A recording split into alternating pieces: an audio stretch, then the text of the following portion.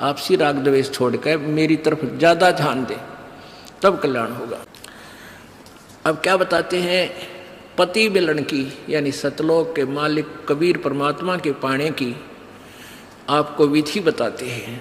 सुन आत्मा चितला के और सतपुरुष से कर ले सगाई, गुरु बिचौला बना के आप जी की सगाई करवा दी इस दास ने सत्य पुरुष से सभी की। और सगाई होगी तो ब्याह भी होगा, और ब्याह होगा तो पति के घर भी जावांगे। और जिनका कितने सगाई ना कुछ सलसलाए नहीं है, वो तो कंवारी हैं, तो वो जाएंगी, क्योंकि वो तो यहीं रह जाएंगी, अभी यहीं रहेंगी। हाँ, लेकिन सभी को चाहिए कि अपना इस तरह प्रोसीजर अपनावें, यानी गुरु की शरण में आवें, परमात्मा से संबंध जोड़े, नाता जोड़े।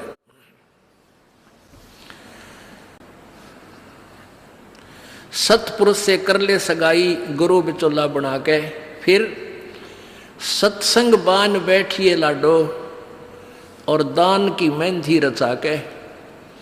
जैसे बान बिठाया करते हैं, 5-6 दिन बिठाया करते हैं, 6-7 दिन,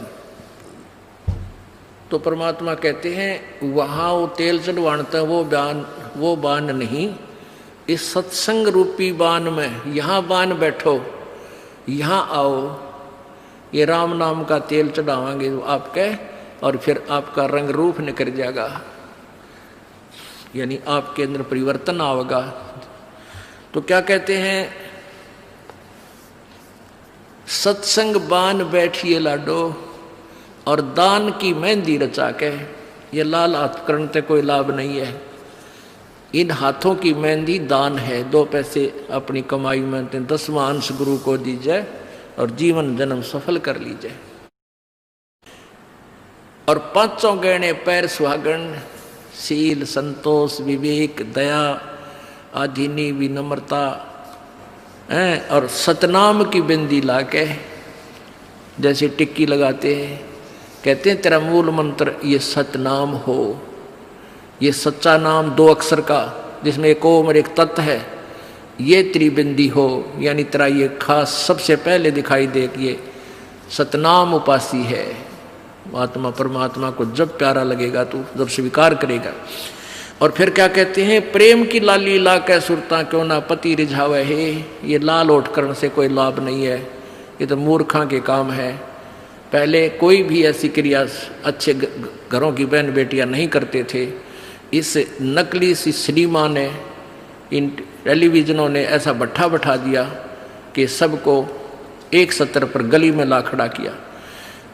गांव घर में ब्याह होता है, पहले कंजरी नाचा करती, हिजड़े नाचा करती, ये वैसाएं नाचा करती थी। अब बहु अच्छे घरों की बहु बेटियां सरेआम गली में डांस करती हैं, ऐसा बूंदा लाल थोपड़ा करके। तो क्या ये अच्छे कर्म है? ये नहीं करना चाहिए। एक सब बच्चा से रहना चाहिए, हम इंसान हैं। वो तो एक समाज का जो बिगड़ा हुआ रूप होता था, वो इस तरह की बकवादें किया करते थे। तो ज्ञानहीनता, मर्यादाहीनता, निर्लज्जता इतनी बढ़ गई समाज में, इसको भी अब सेट करना है। तो कहते हैं प्रेम की लाली ला के, प्यार तो बोला सब बान भाइयां थे, सभी भक्तों से, समाज में वो भी कोई बगैर उपदेशी भी रिश्तेदार है, सबसे मृदु भाषा से प्रयोग करे, मीठा बोले, प्यारा बोले, ये तेरी लाली है, ये तेरे होठों की शोभा है। फिर कहते हैं जाप अजप्पा जप के अपना दहेज बना लिए। ओह, ये भक्ति की कमाई जो श्वास उश्वास से ये अजप्पा जाप कहलाता है। कहते इसका जाप करके तू अपना ये दहेज बना, यानी धन जोड़ ले, जो आगे लेकर जाना है, दहेज जो अपने पति के घर लेके जाना है। पहले कुरीति थी कि जो लड़की घना धन लेकर आती थी दहेज का, उसका आदर पूरा परिवार करता था। ऐसे ही हम भ्रमित थे, अज्ञानता थी। तो उसी दृष्टिकोण से ये कहा गया है कि जैसे अच्छा ज़्यादा दहेज लाने वाली बहू पुत्र वधू अपने ससुराल में आदर सत्कार पाती है, ऐसे ही तू डट के भजन कर, घना दहेज बना ले। सत्य अजप्पा जाप का, अजप्पा जाप जप के अपना दहेज बना लिए, अनहद बाजा बाजन लागे फिर खुशी बना लिए। ओह, जैसे लड़की का पता लग गया कि आज ब्याह है, लड़की की का आज विवाह है। अब कई बच्चे बकाया करें, न्यों कहेंगे इतनी बारात आ गई, और फिर न्यों कहें कोई ना आई क्यों राजी हो रही है, यानी उसने खिजाया करते हैं। तो फिर वो लड़की सोच लेती है बांधन दे ले मौके जाएंगे। तो कहते हैं जब वो बाजा बाजन लाग जा तब सोच लिए बात लवा लाग ली कि आगी बारात। तो कहते हैं आप भक्ति जब करोगे तो आपको ऑटोमेटिकली आपके ये ऊपर के यहाँ से ऊपर के हिस्से में बहुत सी आवाजें, कई प्रकार की आवाजें आने लग जाएंगी। इसमें जो हमें आवाज सुनती हैं ये प्राथमिक भक्ति की लक्षण है, अंतिम नहीं है। हाँ, ये भी सुननी चाहिए, सुनेंगी, आपको अवश्य सुनेंगी, ना चाहते हुए भी सुनेंगी। और कभी सुनना चाहो तो कभी 2, 4, 10 मिनट, कभी कभी डेली नहीं, कभी ऐसे कान बंद करके एकांत स्थान पर सुन लेना, आपको सारा साजबाज अंदर बाजता दिखेगा, जिसकी भक्ति इस लक्षण हो गए। कुछ एक को वैसे भी सुनती है जिनके पूर्व जन्म की भक्तियां होती हैं और फिर धीरे धीरे उनकी बंद हो जाती हैं, आगे कुछ नहीं सुनती, चाहे वो किसी का नाम जाप ले रखा है। तो वो तो ऐसा सुनना, ये देखना तो ऐसा है जैसे आपने बैंक में कमाई कर रही की और बैंक में पैसे जमा करा दिए, और उस बैंक की कॉपी ने कभी देखना चाहो तो खोल कर देख लो। और ये दूसरे जो पंथ बतावे हैं, ये साधना इनकी नाम गलत हैं और कहते हैं ध्यान लगाओ, मेडिटेशन करो, कान बंद करके, आंख बंद करके, अंदर आवाज़ सुनो, शब्द सुनो, ये कोई फायदा नहीं। अब जैसे धंधा करता नहीं और बैंक में जब पूर्व जन्म की पहले की जो डिपॉजिट है 20-30 हज़ार, उसने रोज देखे जाने, कहाँ 20,000 हैं, और 20,000 में काम तो ना चले, फिर वो निकलवाने भी उसी में तो पड़ेंगे, वो एक दिन जीरो हो जाएंगे।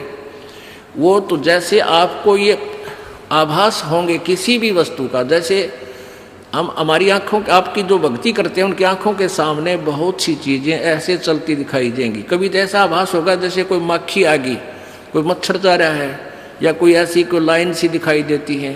तो ये आपकी भक्ति की कमाई है, प्रतिफल आपको दिख रहा है। और कई एकादा क्या करे हमारे भक्त, एक बहन भगत भाई आया ने बोला जी मैंने तो आँख दिखा ली, मेरी तो आँखों में डिफेक्ट हो गया। वहाँ क्या हो गया कि आगे मेरा काला काला दिखे जा, नो देखूँ जब भी दिखा, मन तक कई बार डर भी लग जाता है। और डॉक्टर का इसका ऑपरेशन करेंगे, रमा भले आदमी क्यों आँख पड़वावे, ये तेरी भक्ति की कमाई दिखाई दे रही है, तेरी जो बैंक में जमा कराए हैं वो कॉपी में दिखे तेरे को। ये तो भगवान आत्मा ने दिखेंगे बेटा, जिनकी कमाई शुरुआत हो चुकी है। जेता अंजन आंजी ये चश्मों में दिखंत न बोला सचमुच में, कहा सचमुच है, फिर खुश हो गया तेरा गजब भैया। तो ये जो सामने दिखाई देते घबराना नहीं, बहुत से भ्रमित हो जाते हैं क्योंकि बार बार ये दास नहीं बता पाता आपको। तो प्रत्येक सत्संग में आओगे तो कभी ना कभी हर पहलू पर विचार विमर्श दिया जाता है। तो घबराना नहीं है, ये आपकी आंखों के सामने कोई वस्तु दिखाई देगी, वो आप ही बताओगे, दास बताओगा तो तुम झूठ भी बोल दोगे। तो वो आपकी जितनी कमाई है वो अपने आप बढ़ती जा रही है, उसका लेवल बता रहा है। तो ऐसे अंदर आवाजें आएंगी, कई प्रकार की आएंगी, और उनमें से एक न्यारी आवाज आएगी, एक मुरली की आवाज आएगी। और वो मुरली, वो आवाज जो है, जो इसमें पिंड में जो आएगी वो यहीं तक की है, ये महास्वर्ग तक की है। और जो वास्तविक धुन, वास्तविक जो आवाज है वो इस अंड और पिंड से पार है, वो सतलोक में है। वो वहाँ जाकर आपको वो बात बाहर सुनाई देगी। यानी इस शरीर से एक जब आत्मा भक्ति से परिपूर्ण हो जाती है तो इस शरीर से बाहर भी हो जाती है। तो उसको सुनने के लिए ऐसी स्थिति आ जाएगी अपने आप, जैसे आपका शरीर यहाँ बाहर खड़े हो गए, और फिर वो आवाज़ आपको उस सूक्ष्म शरीर के माध्यम से सीधा कनेक्शन उस सतलोक से हो जाता है। वो परले पार वाली मुरली आवाज़, वो धुन, वो झनकार अलग से सुनाई देती है। फिर सेकंड के बाद आप उसी शरीर में होते, आपको पता भी नहीं कि मैं बाहर गया या अंदर ही था। वो बहुत बाद में जाके बहुत लेटेस्ट स्टेज पे ऐसा होगा। पर ऐसा हो या ना हो, आप जैसे दास बताओ, ये खुराक खाते रहो, रोग कटेगा, ये साधना करते रहो। तो क्या बताया है, जाप अजप्पा जप के अपना दहेज बना लिए और ये अनहद बाजा बाजन लागे, फिर खुशी मना लिए। फिर मान लिए खान तेरी भक्ति चल पड़ी, निकट लागली बात आगे लेने, यानी बरात आगी। आवे बिरहा कबीर लेने, खुश होकर चालिए और प्रेम की बारिश होने लागे, फिर मलमल नहा लिए। जैसे आपने कल सुना था, बिना प्रेम पावे नहीं चे करोड़ समाधि ला। होय होय। जैसे सूरज के आगे बदरा ऐसे कर्म छयारे, प्रेम की पवन करे चित मंजन झलके तेज नयारे। प्रेम की पवन, परमात्मा के प्रति इतना प्यार उमड़ उमड़ का आपके हृदय में रह के, जरा सी बात मालिक की चले आंखें भरे आऊं आपकी, कुछ दिन में ऐसी सचिथी आ जाएगी। तो ये प्रेम की पवन चलेगी। जैसे सूरज के आगे बादल होते हैं तो सूर्य का प्रकाश निष्क्रिय हो जाता है, और जब हवा तेज चलती है बादलों को इधर उधर फेंक देती है तो सूर्य का प्रकाश ज्यों का तो सामने चमक रहा होता है। ऐसे परमात्मा और अपने बीच में, आत्मा के बीच में पाप कर्मों का गरावा यानी बादल छाया हुआ है। इस प्रेम की यानी सब भक्ति जो क्रिया आपकी होंगी, दान करता आदमी को इतनी खुशी होती है उस दिन कोई ठिकाना नहीं। और 10 रुपये चोरी कर ले, आत्मा खुश नहीं हो सकती, चाहे 20 लाख चोरी कर ले। और 10 रुपये, 20 रुपये, 1000 रुपये, 2000 रुपये आप दान करने की चेष्टा करते हो, पहले उमंग भर लेती है, और दान करे पाछो तो न्यारी खुशी होती है। तो ये तो क्या बताते हैं, ऐसे जो सब क्रियाएं आपसे कराई जा रही हैं, इनका उद्देश्य है कि आप में इतनी विनम्रता, इतना प्योर हेरिटेड हो जाओ आप कि मालिक के प्रति जरा सी भी चर्चा चले आँखों में पानी आने लग जा, गदगद हो जा। कहते हैं प्रेम की पवन करे चित मंजन, फिर झलके तेज नयारे। तो यहाँ क्या बताया कि प्रेम की बारिश होने लगे, फिर मलमल नहा लिए। यानी ये लक्षण बता रहे हैं, एक भक्त में रह रहकर ऐसे लक्षण आ जाएंगे। एक बुढ़ा आवे मेरे पास, नाम ले रखा उन्होंने साल भर से। वो कहता है जी मैं नाम जपन लागू, मैं रोने लग जाऊँ, मेरा रोना बंद कर दिया। राम तो रोना शुरू करवावा तो बंद करवाना आवे, ये तेरे भाग जा गिरे भले आदमी, नो कहना शर्म आवे, लोग नो कहीं अच्छा आदमी नाम लेने लगे तो माई लोग की सुनेगा तुम्हारी सुनेगा, नो बता। तो इसे वो पुण्यकर्मी प्राणी है, बुढ़ा आदमी 65 साल का होगा, भगवान का नाम मिल गया, पिछले संस्कार से ही होता सारा कुछ। और ईब का नाम लेने लग गो, मैं तो रोने लग जाऊँ। अरे तेरा जी भी भगवान ये सब ने देसा रोना हमारे भगता ने, आँखें में पानी आवे, मालिक की चर्चा हो, ना द्वेष हो, ना राग उठे, ना कोई चोरी करने जी करे, ना कोई जारी करने जी करे, ना बुराई मन में आवे, ये ऐसा जो धुन लग जा। फिर कहते हैं सार शब्द का सुरमा गा लिए, जब पति न भावे। सार शब्द यानी जो असली मंत्र आपको दिया जाएगा वो सुरमय जैसा होगा, वो एक न्यारी आपकी जो है ना पहचान बनेगी, उस पर न्यारी जो है ना अलग से आपकी एक और सुंदरता बनेगी। यानी परमात्मा को आप और उस मंत्र सहित और अच्छे लगोगे जिनके पास ये तीनों मंत्र होंगे। कहने का भाव ये, आदिन्नी की मांग बरा ले तो चलिए नाड़ झुका के, विनम्रता, अभिमान खत्म हो, विनम्रता आवे और सबके साथ प्यार से बोले, आकड़ नहीं पाड़े। ये लक्षण हो जाने चाहिए आपके अंदर। आदिन्नी की मांग बरा ले, ये जो मांग आप सिंदूर डालते हैं ये आदिन्नी तेरी मांग है, और चलिए नाड़ झुका के, यानी नम्रता से रहना, नाड़ झुका के चलना, नम्रता से पेश आना। और संत समागम बरातरी तन ले जावेगा ब्याह के। अब ये सत्संग रूपी बारात है, आत्मा को यहीं से श्रृंगारा जाता है, यहीं से इसको तैयार किया जाता है, ज्ञान सुनाया जाता है। तो ये परमात्मा, सत्संग में आने वाली आत्मा ही परमात्मा के पास जाएगी, यानी ये बरात वाले ही, बरात ही समझो उस मालिक की है। संत समागम बरातरी तन ले जावेगा ब्याह के, सुरत नृत है डोली तेरी, सुरत और नृत ये आत्मा इनके साथ चलेगी और बैठ सुन शिखर में जाकर यानी सतलोक में जाकर बैठ जा। और मकर तार का खेल कांगना अलल ध्यान दचा के। अब कांगना खेलते हैं ना, जैसे यहाँ एक मोटा बांध दिया, दूसरा मोटा बांध दिया नाला और कई गांठ ला दे, फिर नहीं कहेंगे वो देवर खोल लगा इसने, कांगना खेल रहेंगे ना खुल जा उबरण के फंड होया करना लंबा चौड़ा सिस्टम। तो परमात्मा कहते हैं अब मकर तार का खेल कांगना, छूट ना जाते हैं, छूट गया वो हार जाएगा।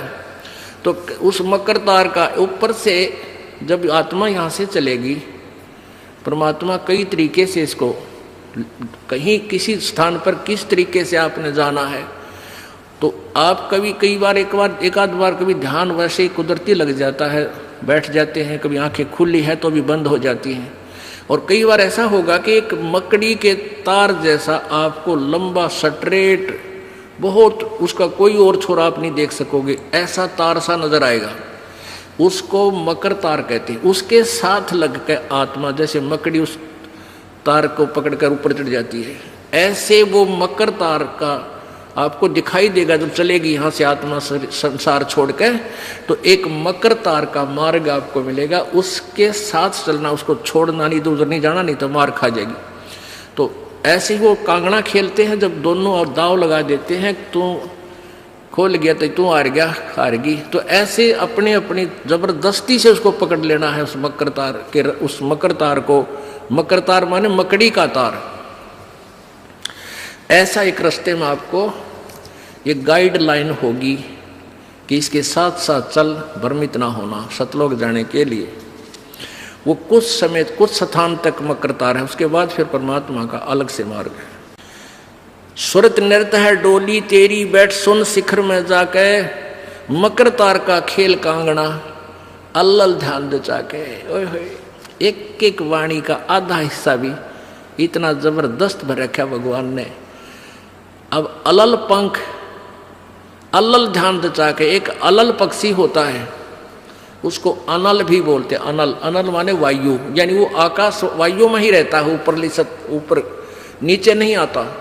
वो अंडे भी ऊपर ही दे देती है वो अलल पक्षी मादा, और उन अंडों को हवा में छोड़ देती है, और ऐसे स्थान पर अंडे देती है, पैदा करती है कि नीचे केले के बन हो, केले के बन। तो केले कैसे फंसे रहा कर, केले के बना बनो आपस में बहुत लंबे लंबे बढ़ जाते हैं।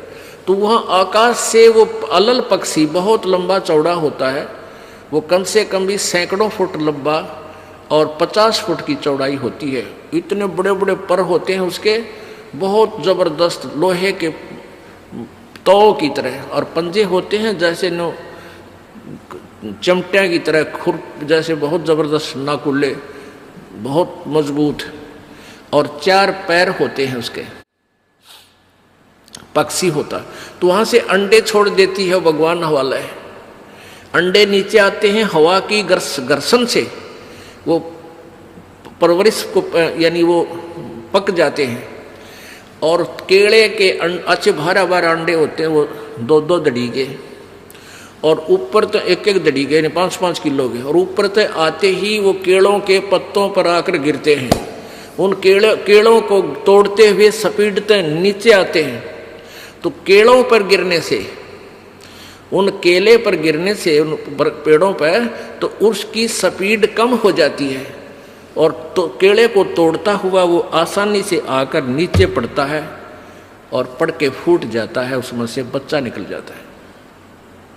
वो बच्चा वहाँ फिर उस वन में घूमता है, फिरता है, चारा चरता है, और फिर कुछ दिनों में वो उड़ने लग जाता है, यानी परिपक्व हो जाता है, वो प्रफुल्लित हो जाता है, और वो उड़ उड़ कर देखता है, काफ़ी दूर तक उड़ता है, फिर वापस आ जाता है, 1-2 साल तक वही रहता है उस वन में। उन पक्षियों के साथ भी घूमता है, अपने मित्रों के साथ जो दूसरे पक्षी होते हैं, अन्य जीव जंतुओं के साथ भी घूमता है, लेकिन उनमें उसकी मित्रता नहीं रहती है, क्योंकि उसको पता होता है कि मेरे माता पिता ऊपर हैं, यहाँ नहीं है। पुण्यात्मा, ये बहुत ही उत्तम ज्ञान है और छुपा हुआ ज्ञान था, ये तत्व ज्ञान है। इसको समझाने के लिए बहुत से उदाहरण आपके समक्ष पेश करने पड़ते हैं ताकि आत्मा अपने परमात्मा की तरफ आकर्षित हो जाए। आपने कैसे रहना इस संसार में, ये अलल पंखी के अलल पक्षी के बच्चों की तरह। अब वो यहाँ आए, यहाँ आसपास उस वन में पक्षी पशुओं के साथ रह रहे हैं, लेकिन उन एक पल भी वहाँ जाने को नहीं बोलते कि एक बार हम उड़न जोगे हो जावा, उसी दिन भाग जावांगे यहाँ से, हम जवान हो जावें तो उसी समय चल पड़ेंगे। तो जब वो युवा हो जाते हैं और खूब उड़ने योग्य हो जाते हैं तो चलते समय कहते हैं 5 हाथियों को वो पक्षी अलल पक्षी ऐसे लटका, क्योंकि उन केड़ों के वन में हाथी के भी झुंड के झुंड होते हैं, वहाँ होते थे पहले समय में, तब बने ना रहे, तो वहाँ झुंड के झुंड हाथी होते हैं, नो एक दूसरे के सट कर चला कर सैकड़ों की संख्या में कई झुंड है। तो वो अलल पक्षी उनके ऊपर झपट्टा मारता है और उसके इतने तेज वो होते हैं 1.5 फुट के पंजे, और उनको ऐसे फंसा लेता है चारों हाथियों को, 4 हाथियों में, 5 और 5वें ने नोक मुंह के साथ। कहते 5 हाथियों को उठाकर वो अलल पक्षी आकाश में चला जाता है अपने माता पिता के पास, और फिर उनका आहार लेकर जाता है, वो आहार उनसे करते हैं। तो अब आप यहाँ आए हो अलल पक्षी की तरह ध्यान रहे, एक पल भी वो पक्षी का बच्चा अपने माता पिता को नहीं बोलता कि मैं यहाँ का नहीं हूँ, मेरे तो ऊपर है माता पिता, और जब मैं यहाँ से जब जाने जोगा हो जाऊंगा 1 मिनट में चल पड़ूंगा। तो आप उस अलल पक्षी के बच्चे की तरह यहाँ अब तैयार हो, अच्छी खुराक खाओ राम नाम की, और मजबूत हो जाओ, और चलते समय इस राम नाम की कमाई लेकर ऊपर चलेंगे। अब कहते हैं अलल ध्यान जचा के वो पक्षी का बच्चा एक पल भी वो यहाँ रह ही नहीं सकता। उसको ये पता होता है, कॉमन सेंस होती है कुदरती, कि मेरे माता पिता वहाँ है, जिस दिन मैं यहाँ से जाने योग्य हो जाऊँगा एक पल नहीं रहूँ यहाँ पर। तो ऐसे आपने ये हर दम उस सतलोक में जाने का अलल पक्षी की तरह यू ध्यान लगा कर वो जचा कर रखनी है, इसको भूल नहीं पड़ने देना। मकर तार का खेल कांगना अलल ध्यान जचा के, और बैठ विश्वास सेज बिछा के, जो शब्द छैल आवे है। अपने आत्मा कह कबीर सुनो भी साधो, मैं तो हूँ विश्वास में। जो क्रिया जो साधना आपको बताई जाती है, वो साधना वो है जो सब सदग्रंथों में प्रमाणित है, और वो है जिन महापुरुषों ने परमात्मा पाया, उन्होंने भी यही क्रियाएं की। तो आप एक विश्वास रूपी सेज पर, जैसे दुल्हन होती है अपने पति के इंतजार में वो बैठ जाती है, तो ऐसे ही कहते तू अपना विश्वास रूपी सेज बिछा के इंतजार कर उस परम पिता के आने की। विश्वास तेरी सेज है, यानी तेरा विश्वास है तो मालिक आवेगा, और विश्वास नहीं है तू ही वहां से चला गया कि तो फिर पति कहाँ मिलेगा। कहने का भाव ये है कि डगमग नहीं होना है, अपना विश्वास दृढ़ रखना, जो बताया गया ये विधि और यही भक्ति आपको परमात्मा मिलाएगी। यानी शब्द छैल का अर्थ है वो अविनाशी परमात्मा, शब्द अर्थ अविनाशी को कहते हैं। अविनाशी परमेश्वर तेरा पति तुझे वहां लेने आएगा, और इस प्रकार हम परमात्मा पाएंगे। बोलो सतगुरुदेव।